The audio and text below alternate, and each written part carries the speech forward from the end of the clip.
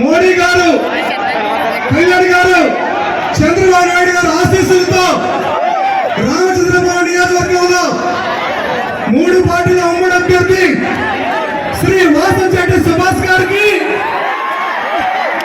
వారిని వెనుకుంటూ నడిపిస్తున్న జనసేన పార్టీ నియోజకవర్గ ఇన్ఛార్జ్ శ్రీ పోలిశెట్టి చంద్రశేఖర్ గారికి, రామచంద్రపురం జనసేన పార్టీ నాయకులు parliament committee member Sri Chikkala Dorababu గారికి, తెలుగుదేశం పార్టీ నాయకులు రేవు శ్రీని గారికి, అలాగే రాయపురెడ్డి రాజా గారికి, తోడా శంకర్ నారాయణ గారికి, అలాగే ఇక్కడ ఉన్న వేదిక అలంకరించిన రామచంద్రపురం నియోజకవర్గ జనసేన, తెలుగుదేశం, బీజేపీ పార్టీల మండల అధ్యక్షులు అందరికీ నా హృదయపూర్వక నమస్కారాలు తెలియజేస్తున్నాను.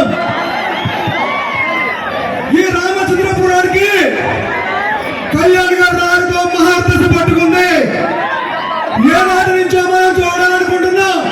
రామచంద్రపురం నియోజకవర్గంలో పవన్ కళ్యాణ్ రాక కోసం ఏనాటి నుంచో ఎదురు చూస్తున్న జనసేన పార్టీ నాయకులు, జన సైనికులు, తెలుగుదేశం పార్టీ నాయకులు, కార్యకర్తలు, బీజేపీ పార్టీ నాయకులు, కార్యకర్తలు వేయి కళ్ళతో ఎదురు చూడడం జరుగుతుంది.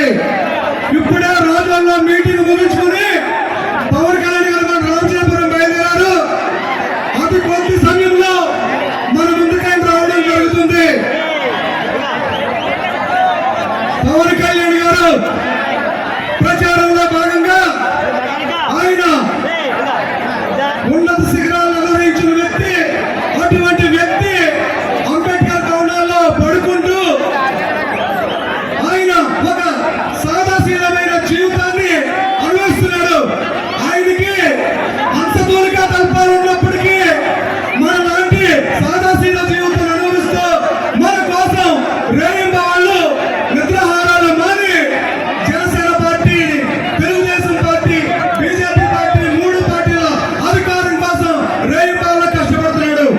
ఆయన కోసం మనందరం ఏం చేయాలి?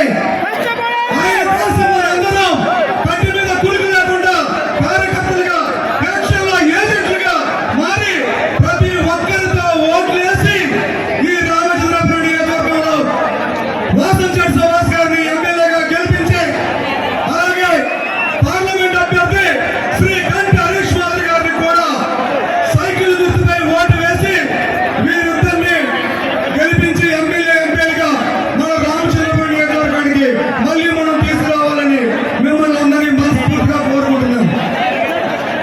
మరి ముఖ్యంగా మరి జగన్మోహన్ రెడ్డి అకృత్యాలు ఆగడాలకి చరమగీతం పలకాలి కాబట్టి మేమే ముందుకు రావాలి. ఎందుకంటే మా దళితులకు, మా ఎస్సీ సామాజిక వర్గాలకి ఆయన చేసిన నష్టం ఏంటంటే మాకున్నటువంటి 28 దళిత పథకాల్ని నిర్వీర్యం చేసిన మహానుభావుడే.